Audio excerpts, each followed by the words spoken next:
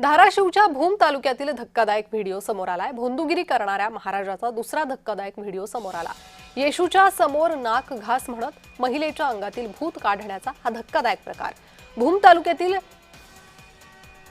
शकापूर येथे दाखल महाराज नामक व्यक्तीची ही भोंदूगिरी समोर आली आहे। बीड, धाराशिव, सोलापुरातील महिला अंगातील भूत काढण्यासाठी या तथाकथित महाराजाकडे येत होत्या।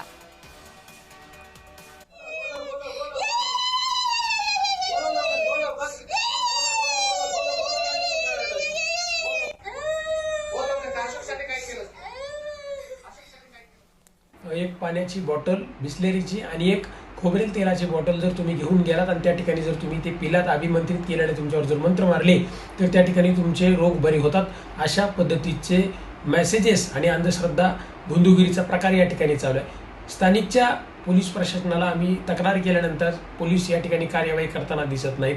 तरी आमची संबंधित या ठिकाणी असणारे धाराशिवचे पोलीस अधीक्षक असतील, महाराष्ट्र राज्याचे डीजीपी असतील, यांना आमची विनंती आहे की लवकरात लवकर या ठिकाणी कार्यवाही करण्यात यावी व दोषींवर कडक कार्यवाही करून समाजाला जे फसवणारी लोक आहेत त्यांच्यापासून त्यांची मुक्तता करण्यात यावी।